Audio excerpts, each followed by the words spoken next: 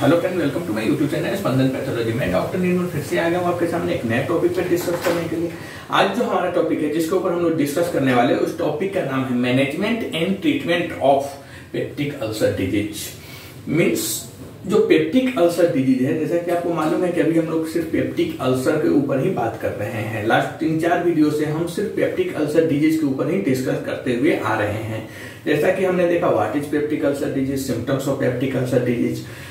तो आज इसी कड़ी में हम लोग देखेंगे कि management and treatment of peptic ulcer disease. जो हमारा पेप्टिक रोग होता है, किसी इंसान को अगर पेप्टिक रोग हो गया है तो डॉक्टर उसको कैसे ट्रीटमेंट करते हैं, कैसे उसको मैनेजमेंट करते हैं, कैसे उसको इलाज करते हैं, इसी के ऊपर आज हम लोग डिस्कस करने वाले हैं। Management and treatment of peptic ulcer disease. Okay, तो आइए देखते हैं। पहला, first line treatment for peptic ulcer disease is a combination of medication to reduce gastric acid and help protect and repair tissue।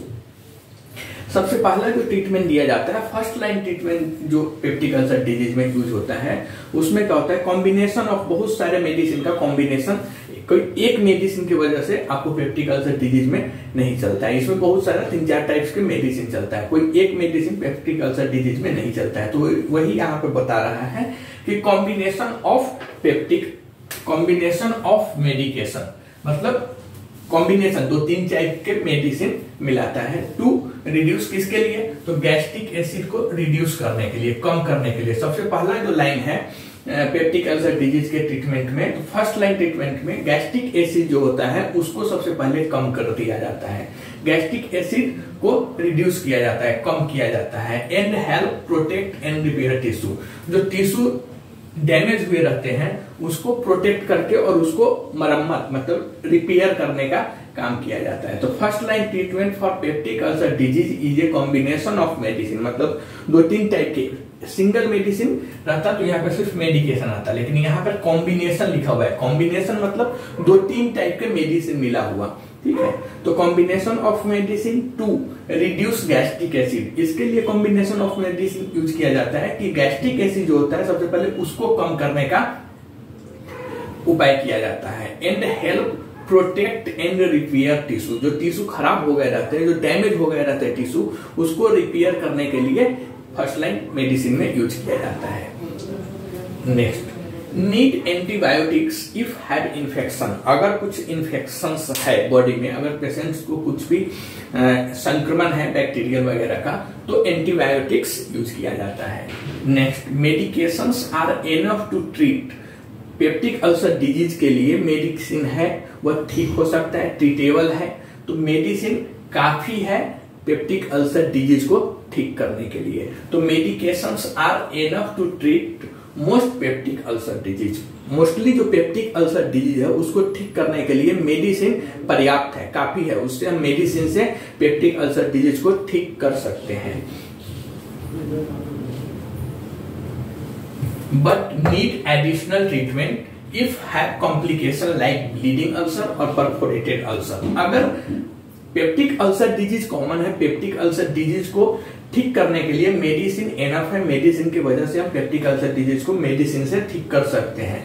But हमें उसके लिए उस disease में अगर पेशेंट्स को ब्लीडिंग अल्सर है, मतलब अल्सर है और उसमें से खून निकल रहा है, या परफोरेटेड अल्सर है मतलब घाव टाइप का अल्सर है, तो उसको ठीक करने के लिए हमें कुछ एक्स्ट्रा ट्रीटमेंट की जरूरत पड़ती है, एडिशनल ट्रीटमेंट, एक्स्ट्रा इलाज की जरूरत पड़ती है। Minor medical procedure like endoscopy can treat most of these complications. अगर ये सब पेप्टिक अल्सर में ब्लीडिंग या परफोरेटेड अल्सर है तो उसके जो कॉम्प्लिकेशन है उसको ठीक करने के लिए एंडोस्कोपी से इलाज किया जाता है। और एंडोस्कोपी जो होता है वह माइनर मेडिकल प्रोसीजर है, छोटा प्रोसीजर है मेडिकल का, कोई बड़ा प्रोसीजर नहीं है। एंडोस्कोपी कॉमन छोटा सा एक माइनर मेडिकल प्रोसीजर है और उसकी वजह से एंडोस्कोपी से परफोरेटेड या ब्लीडिंग अल्सर को काफी हद तक ठीक किया जाता है उससे।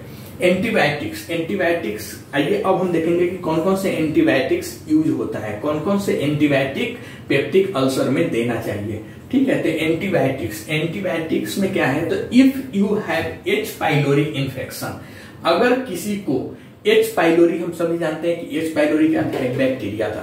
तो if you have H pylori infection, अगर किसी को एच पाइलोरी इन्फेक्शन है, एच पाइलोरी क्या है तो बैक्टीरिया का नाम है, और अदर बैक्टीरियल इन्फेक्शन, अगर एच पाइलोरी का इन्फेक्शन है या फिर कोई दूसरा बैक्टीरिया का संक्रमण है, इन्फेक्शन है, तो फिर doctor will prescribe some types of antibiotics. ऐसे कंडीशन में डॉक्टर क्या करते हैं, प्रिस्क्राइब करते हैं कुछ टाइप के, कुछ प्रकार के एंटीबायोटिक्स। किसके लिए, तो टू किल द बैक्टीरिया। वो डॉक्टर एंटीबायोटिक्स इसके लिए लिखते हैं पेशेंट को कि किल the bacteria. Kill the bacteria मतलब बैक्टीरिया को मारने के लिए। एंटीबायोटिक्स पेप्टिक अल्सर डिजीज में कब यूज किया जाता है, तो if you have H pylori infection, अगर पेशेंट को एच पाइलोरी टेस्ट पॉजिटिव आ रहा है, या फिर और अदर बैक्टीरियल इन्फेक्शन, अगर कोई दूसरा बैक्टीरिया का इन्फेक्शन है, तो डॉक्टर उस कंडीशन में will prescribe some types of antibiotics for to kill the bacteria. किसके लिए, तो किल द बैक्टीरिया, बैक्टीरिया को मारने के लिए। Common antibiotics for H pylori infection include, आइए हम देखते हैं कि एच पाइलोरी को या अदर बैक्टीरिया को मारने के लिए कुछ टाइप के एंटीबायोटिक है जिससे बैक्टीरिया या फिर एच पाइलोरी को किल किया जाता है, मारा जाता है। कौन कौन से एंटीबायोटिक है, तो पहला आता है डॉक्सीसाइक्लिन, दूसरा मेट्रोनिडाजोल, तीसरा क्लैरिथ्रोमाइसिन एंड फोर्थ एमोक्सिसिलिन। ये सब टाइप के जो एंटीबायोटिक्स हैं वो काम करता है एच पाइलोरी या अदर बैक्टीरियल इन्फेक्शन को किल करने का काम करता है। और पेप्टिक अल्सर डिजीज में मोस्टली यही एंटीबायोटिक यूज किया जाता है, डॉक्सीसाइक्लिन, मेट्रोनिडाजोल, क्लैरिथ्रोमाइसिन और एमोक्सिसिलिन। ओके, नेक्स्ट जो ट्रीटमेंट का प्रोसीजर है वह होता है साइटोप्रोटेक्टिव एजेंट। साइटोप्रोटेक्टिव एजेंट का काम क्या है, तो cytoprotective agent this medicine help to coat and protect GI मतलब gastrointestinal lining while it heals. अगर साइटोप्रोटेक्टिव एजेंट्स जो मेडिसिन होते हैं जिसको साइटोप्रोटेक्टिव ड्रग्स बोलते हैं, उसका काम क्या है, तो गैस्ट्रोइंटेस्टिनल जो ट्रैक होता है, गैस्ट्रोइंटेस्टिनल ट्रैक में अगर हील हो गया है, छेद हो गया हुआ है या फोरा टाइप्स का हो गया है, तो उसको क्या करता है, उसको सुरक्षा प्रदान करता है, ऊपर से एक लेयर बनाने का काम करता है साइटोप्रोटेक्टिव ड्रग्स। साइटोप्रोटेक्टिव ड्रग्स में कौन कौन से ड्रग्स आते हैं, कौन कौन से मेडिसिन साइटोप्रोटेक्टिव ड्रग्स में आते हैं, तो साइटोप्रोटेक्टिव ड्रग्स में आते हैं सुक्रालोफेट, मिसोप्रोस्टॉल, बिस्मथ सबसैलिसिलेट्स। यह जो 3-4 टाइप्स के ड्रग्स हैं, मेडिसिन है, वह साइटोप्रोटेक्टिव एजेंट्स में आते हैं, सुक्रालोफेट, मिसोप्रोस्टॉल और बिस्मथ सबसैलिसिलेट्स। यह जो मेडिसिन होता है यह साइटोप्रोटेक्टिव एजेंट्स का काम करता है। साइटोप्रोटेक्टिव एजेंट का काम क्या है, तो साइटोप्रोटेक्टिव एजेंट जीआई मतलब गैस्ट्रोइंटेस्टिनल लाइनिंग में अगर हील हो गया हुआ है तो उसको प्रोटेक्ट एंड कोट करने का काम करता है। नेक्स्ट जो ट्रीटमेंट लाइन होता है वह होता है H2 ब्लॉकर्स। H2 ब्लॉकर्स को हम फुल फॉर्म में जानते हैं histamine receptor blocker. Okay, histamine receptor blocker किसके लिए यूज किया जाता है, तो हिस्टामाइन रिसेप्टर ब्लॉकर का काम है कि these drugs reduce stomach acid. हमने पहले ही देखा था यहाँ पे कि गैस्ट्रिक फर्स्ट लाइन में क्या यूज होता है, तो गैस्ट्रिक एसिड को कम करने का। तो गैस्ट्रिक एसिड कम कौन करता है, तो यही हिस्टामाइन रिसेप्टर ब्लॉकर जो मेडिसिन आती है, इस ग्रुप के जो मेडिसिन आती है, वह मेडिसिन का काम है कि these drugs reduce stomach acid by blocking the chemical that tells body to produce it. या डायरेक्ट गैस्ट्रिक एसिड या स्टोमक एसिड को कम नहीं करता है। यह कैसे काम करता है, तो ये मेडिसिन दीज ड्रग्स, ये मेडिसिन आपके बॉडी को इसे बनाने के लिए कहने वाले जो केमिकल होते हैं उसको ब्लॉक करने का काम करता है, जिससे पेट में स्टोमक एसिड को नहीं बनने देता है या कम ऑटोमेटिकली हो जाता है। तो हिस्टामाइन रिसेप्टर ब्लॉकर जो होता है जिसे हम H2 रिसेप्टर बोलते हैं, वह क्या करता है, तो these drugs reduce stomach acid by blocking the chemical that tells body to produce it. मतलब ये मेडिसिन आपके बॉडी को इसे बनाने के लिए कहने वाले केमिकल को ब्लॉक करके स्टोमक एसिड को कम करती है आपके पेट में। इसमें कौन कौन से मेडिसिन आता है हिस्टामाइन रिसेप्टर ब्लॉकर्स में, तो इसमें जो मेडिसिन आता है उसका नाम होता है फेमोटिडिन या सेमेटिडिन या निजाटिडिन। ठीक है, हेमोटिडिन, सिनाटिडिन और नाइजेटिडिन, ये सब इसका मेडिसिन आता है। नेक्स्ट जो ट्रीटमेंट लाइन आता है वो होता है पीपीआई। पीपीआई का फुल फॉर्म होता है proton pump inhibitors. Proton pump inhibitors का काम क्या है? तो प्रोटॉन पंप इनहिबिटर्स का काम है these drugs help reduce stomach acid and also coat and protect mucus lining to promote healing। मतलब जो पीपीआई होता है, प्रोटॉन पंप इनहिबिटर्स होता है, उसका काम है कि स्टमक एसिड को कम करने में मदद करता है। These drugs help reduce stomach acid, जो हमारा पेट की एसिड है उसको रिड्यूस करने में मदद करता है, और साथ में coat and protect mucus lining जो होता है उसको सुरक्षा और उसके ऊपर एक लेयर बनाने का काम करता है। प्रोमोट हीलिंग, जो हीलिंग होता है उसको प्रमोट करने के लिए। पीपीआई इनहिबिटर्स में जो मेडिसिन आते हैं, उस ग्रुप में जो मेडिसिन आते हैं, उस मेडिसिन का नाम होता है इसोमेप्राजोल, डेक्सलांसोप्रोजोल, लैंसोप्राजोल और ओमेप्राजोल, पेंटोप्राजोल या राइवेप्राजोल। ये सब जो जोल वाले मेडिसिन आपने अभी हम लोगों ने देखा है, जैसे इसोमेप्राजोल, डेक्सलांसोप्राजोल, लैंसोप्राजोल, ओमेप्राजोल, पेंटोप्राजोल या राइवेप्राजोल, यह मेडिसिन पीपीआई ग्रुप में आते हैं, मतलब प्रोटॉन पंप इनहिबिटर्स के ग्रुप में आते हैं। और ये मेडिसिन स्टमक एसिड को कम करने में मदद करता है and also coat and protect mucus lining to promote healing. Next जो मेडिसिन आता है इसमें जो यूज किया जाता है वह होता है NSAID अल्टरनेटिव्स। जैसा कि हमने पढ़ा था causes of peptic ulcer disease में कि NSAID ग्रुप के जो मेडिसिन होते हैं, NSAID ग्रुप के जो एस्प्रिन, आइबुप्रोफेन वगैरह टाइप्स के जो मेडिसिन होते हैं,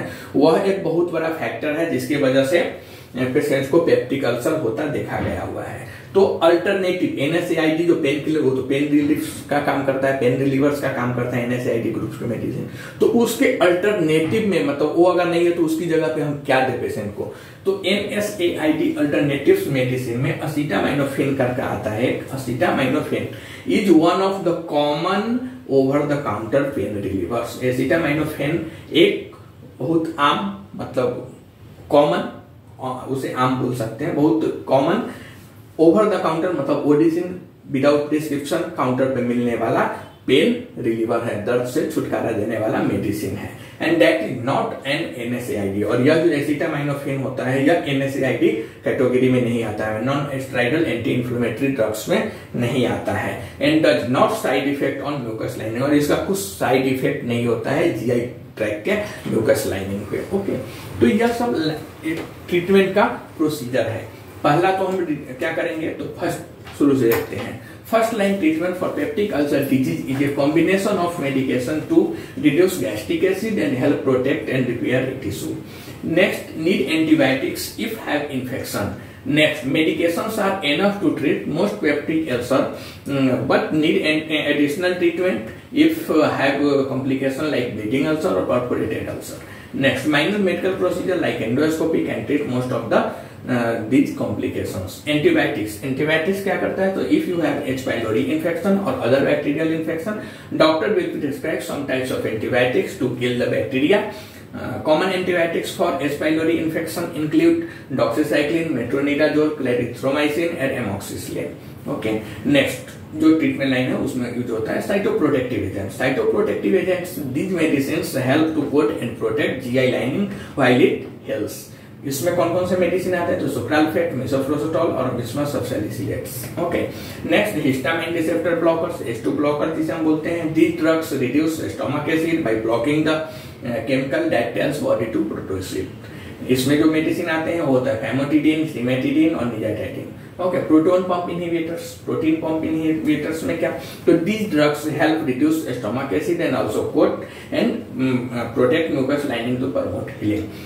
पीपीआई ग्रुप में जो मेडिसिन आता है, तो पीपीआई में जैसे esomeprazole, dexlansoprazole, lansoprazole, omeprazole, pantoprazole और राइवेप्राजोल, यह मेडिसिन होता है। इस मेडिसिन का काम होता है कि हमारे जो जितने भी जोल है, पेंटोप्राजोल, राइवेप्राजोल, ओमेप्राजोल, इस सब का काम है कि हमारे पेट की जो एसिड होती है, जिसे स्टमक एसिड बोलते हैं, उसको कम करने में मदद करता है। मतलब एसिड हमारे पेट के अंदर कम बनाने में सहायता करता है और कोट एंड प्रोटेक्ट करता है म्यूकस लाइनिंग को और प्रमोट करता है हीलिंग को। ओके। नेक्स्ट जो यूज मेडिसिन होता है वो होता है NSAID अल्टरनेटिव्स। NSAID अल्टरनेटिव का मतलब acetaminophen is one of the common over the counter pain relievers that is not an NSAID and does not side effect on mucus lining. तो ऐसा ट्रीटमेंट लाइन यूज किया जाता है। तो अभी आप बता सकते हैं कि अगर किसी पेप्टिक अल्सर पेशेंट को अगर ट्रीटमेंट देना है तो आप दे सकते हैं। पहले देखना है एंटीबायोटिक्स में हमें यूज करना है कि आप डॉक्सीसाइक्लिन यूज कर सकते हैं, मेट्रोनिडाजोल यूज कर सकते हैं, या क्लैरिथ्रोमाइसिन यूज कर सकते हैं, या एमोक्सिसिलिन यूज कर सकते हैं। उसके बाद आपको साइटोप्रोटेक्टिव एजेंट्स में कोई मेडिसिन यूज करना पड़ेगा। तो पहला आप कोई एक एंटीबायोटिक्स यूज करेंगे। एंटीबायोटिक्स में आप जो भी डॉक्सीसाइक्लिन या फिर क्लैरिथ्रोमाइसिन या फिर एमोक्सिसिलिन या फिर आप मेट्रोनिडाजोल ये यूज करेंगे, नंबर 1। दूसरा जो मेडिसिन देंगे आप वो होगा साइटोप्रोटेक्टिव एजेंट। साइटोप्रोटेक्टिव एजेंट्स में आप साइटोप्रोटेक्टिव एजेंट्स ग्रुप के कोई मेडिसिन यूज करेंगे। तो साइटोप्रोटेक्टिव एजेंट्स में जैसे सुक्रालफेट या फिर बिस्मथ ऑफ सैलिसिलेट्स या फिर मीसोप्रोसिटोल या एडिशन। तीसरा जो मेडिसिन आप प्रिस्क्राइब करेंगे वह होगा फैमोटिडिन या फिर निजाटिडिन या फिर साइनेटिडिन। फोर्थ जो मेडिसिन प्रिस्क्राइब करेंगे वह होगा पीपीआई से। पीपीआई में जैसे आपको पेंटोप्राजोल ज्यादा अच्छा रहेगा, पेंटोप्राजोल या रेबेप्राजोल। आजकल यही चल रहा है क्योंकि इसोमेप्राजोल या फिर डेक्सलेंसाप्रोजोल या लेंसाप्रोजोल बहुत कम डॉक्टर यूज करते हैं। ओमेप्राजोल तक आप यूज कर सकते हैं, ओमेप्राजोल। एंड फोर्थ मेडिसिन आपको देना पड़ेगा अगर पेन है पेशेंट को, तो फोर्थ मेडिसिन आपको देना फिफ्थ मेडिसिन देना पड़ेगा एसिटामिनोफेन। Okay, acetaminophen. तो ये 4 या 5 टाइप के मेडिसिन यूज करके पेशेंट को पेप्टिक अल्सर डिजीज से छुटकारा दिला सकते हैं। या अगर किसी पेशेंट अगर आपके पास आता है पेप्टिक अल्सर डिजीज के लिए तो आप 4 या 5 टाइप्स के मेडिसिन उसको प्रिस्क्राइब कीजिए, जिसमें पहला मेडिसिन आपको एक एंटीबायोटिक्स यूज कर सकते हैं। एंटीबायोटिक्स के बाद आपको साइटोप्रोटेक्टिव एजेंट्स में जैसे सुक्रालफेट या मीसोप्रोसिटोल या फिर बिस्मथ ऑफ सैलिसिलेट ये यूज करेंगे। थर्ड मेडिसिन जो आप यूज करेंगे वो आप करेंगे histamine receptor blocker, H2 receptor, जिसमें आपको फैमोटिडिन या सिमेटिडिन या निजाटिडिन करके यूज करेंगे। फोर्थ ग्रुप के मेडिसिन जो यूज करेंगे वो पीपीआई देना इंपॉर्टेंट है, क्योंकि आजकल नॉर्मल कोई भी मेडिसिन अगर खाता है पेशेंट तो साथ में उसको एक एंटासिड देना ही पड़ता है। तो पीपीआई ग्रुप के मेडिसिन आपको देना ही पड़ेगा, जिसमें आप ओमेप्राजोल, पेंटोप्राजोल या रेबेप्राजोल देना ज्यादा अच्छा रहेगा। ठीक है। एंड फिफ्थ जो आप यूज करेंगे, अगर पेशेंट को पेन है तो उसमें आपको पेन रहता ही है पेप्टिक अल्सर डिजीज में, तो उसमें जो यूज किया जाता है वह होता है NSAID अल्टरनेटिव्स ग्रुप, जिसमें आपको acetaminophen is the best medicine for the pain relievers और over the counter OTC product है। ओके, तो इस सब टाइप से आप पेप्टिक अल्सर डिजीज को ट्रीट कर सकते हैं। तो आप बताएं, कमेंट के थ्रू बताइए कि आपको ये वीडियो कैसा लगा management and treatment of peptic ulcer disease के ऊपर। नेक्स्ट वीडियो में मिलते हैं किसी नए टॉपिक के साथ, तब तक के लिए थैंक यू।